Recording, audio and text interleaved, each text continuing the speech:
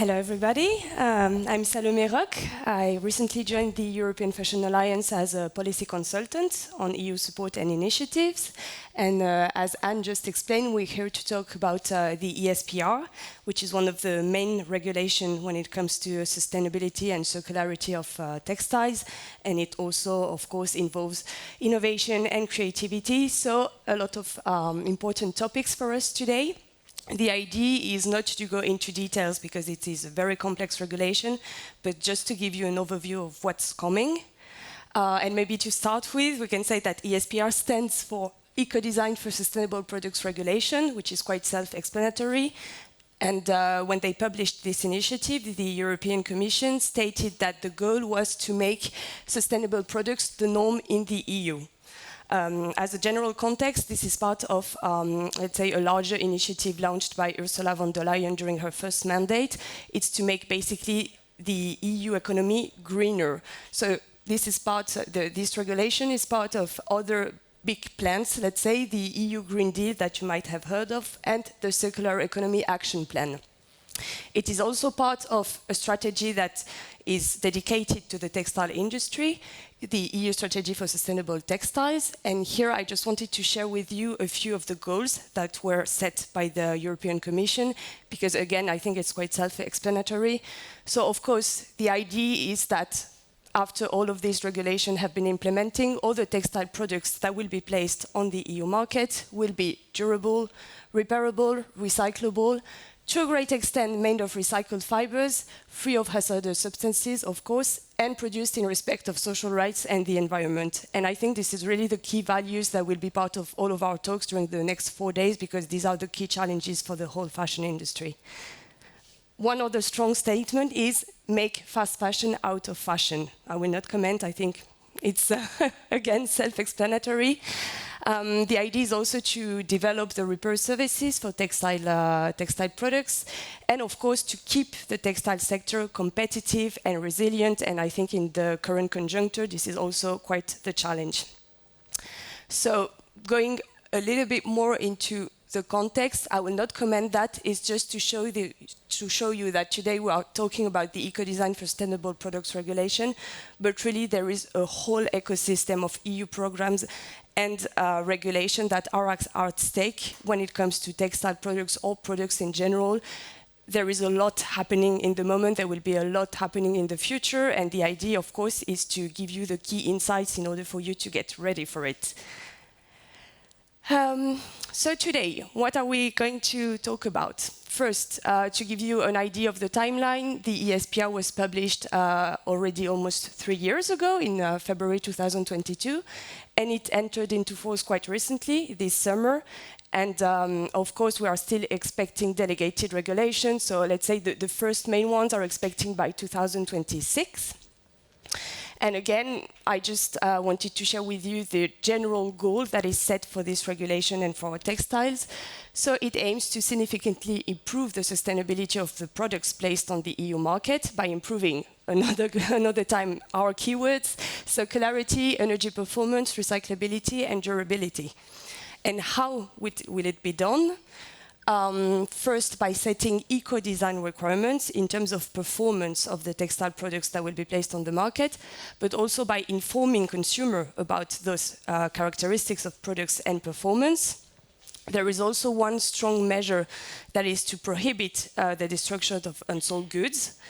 And of course, we are going to talk about the digital product passport that I believe is already famous, even though it's not yet implemented.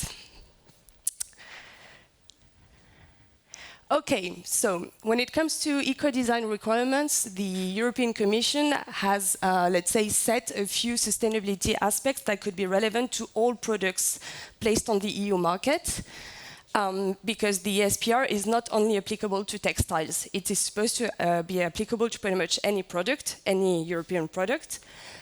So I'm not going to read them. You see there are a lot. Of course, I think it's, again, quite obvious which criteria they chose. But I wanted to show you which criteria were retained for the textile products. which is pretty much everything.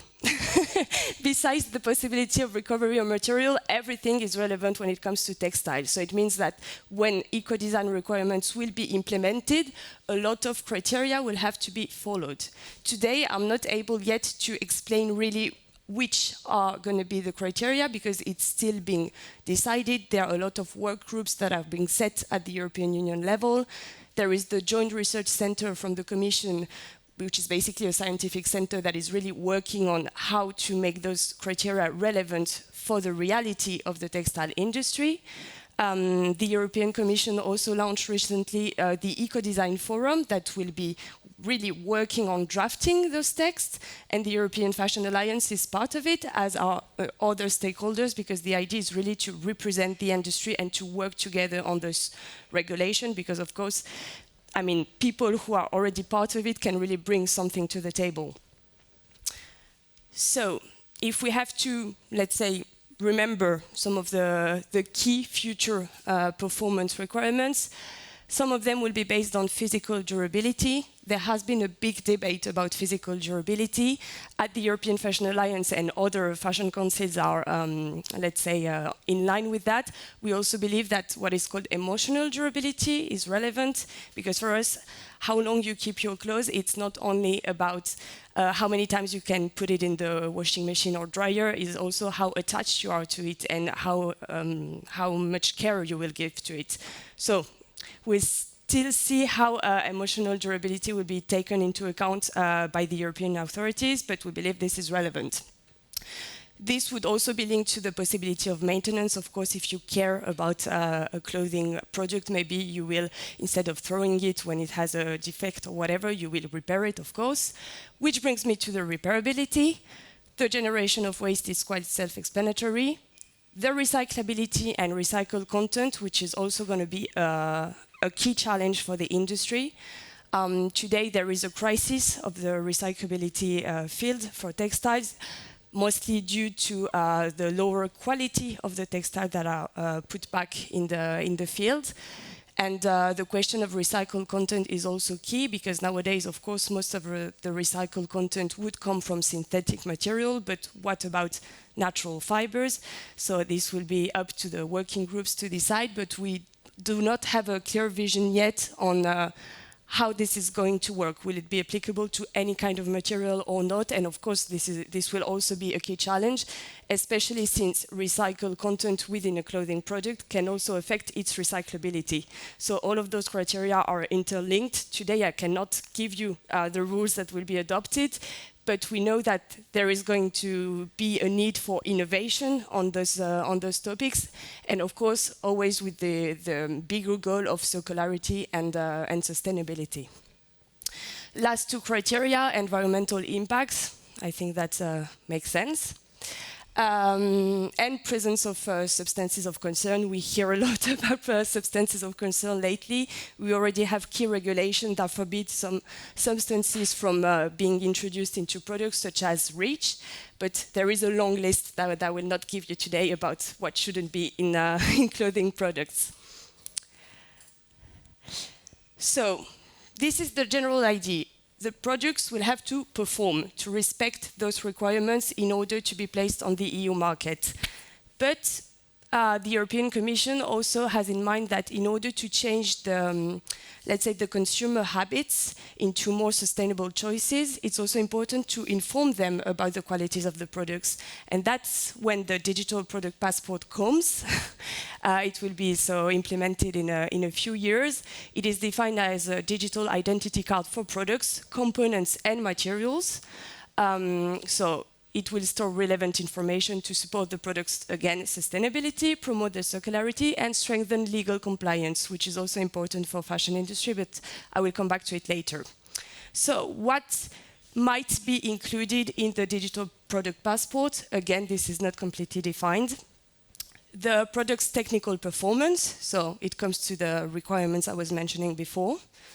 The materials and their origin, so a big issue and challenge in terms of sustainability, because as you all know, the value chains in the fashion sector are quite complex.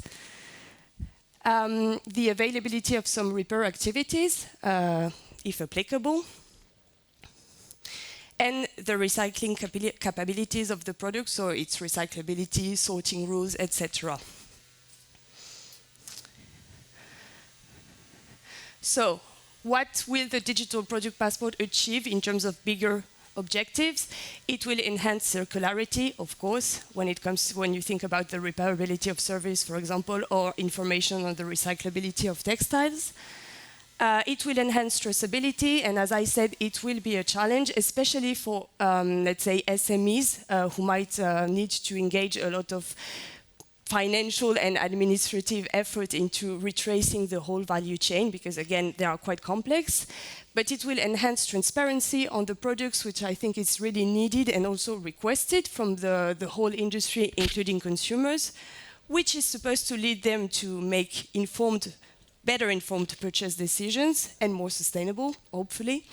And it will also allow custom control, because of course one also of the key challenge, and this is in terms of competitivity, this is a EU regulation, but it's applicable on all products placed on the EU market, not only on products made in the EU. So of course there will be an issue when it comes to making sure that the important products also follow those rules. So here comes the custom control, and of course at a later stage we can also imagine and I think I know there are already solutions that help with that, but the digital product passport could also be a way to fight against counterfeiting, another big issue when it comes to the fashion industry. So that's for the digital product passport. And one last key aspect of the ESPR that I wanted to share with you is the prohibition to destroy unsold goods. That is a big change. It is already applicable in some countries, in France, for example, and it will start happening in Europe in 2026 for large companies and in 2030 for medium companies. So far, there is an exemption for SMEs, but of course, things might change. This is the usual waste hierarchy from Europe. I'm not going to go into detail. One thing that is quite a big change from what we knew before is that now recycling is also considered as destruction. So starting from 2026, even recycling unsold products, and I insist on that, pre-consumer waste, will be considered as destruction and therefore forbidden. So of course the companies will need to readapt their way of treating unsold goods. There are still some questions about, for example, what is under the category remanufacturing, which type of activities will still be allowed under the remanufacturing definition. When it comes to recycling, there is still some debate, of course, because there is a difference between low quality recycling and downcycling and high quality recycling and upcycling. So this is yet to be analyzed. But yes, just remember that today, recycling equals destruction. There will be some exception. I'm not going to go into details. Safety reasons, if the product is damaged, of course, it makes sense to destroy it. If products are offered for donation and it's rejected, you might be able to do something with it. And if they cannot be prepared for reuse or remanufacturing, which are the way to, let's say, deal with them in a more sustainable way.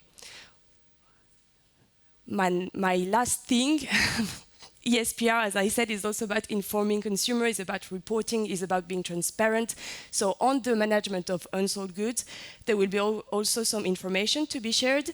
The number and weight of the discarded products per category of products that are yet to be decided. Would it be clothing in general or dress, skirts, shirts? We don't know the level of detail yet. The reason for discarding it, what you are going to do with it, which portion is going to be sent for reuse, for recycling, for donation, etc. And the measures you will take to prevent those destruction. Because of course, the idea is not only to fit into the rules and to declare it, but if you can avoid it, it should be done. And that's it.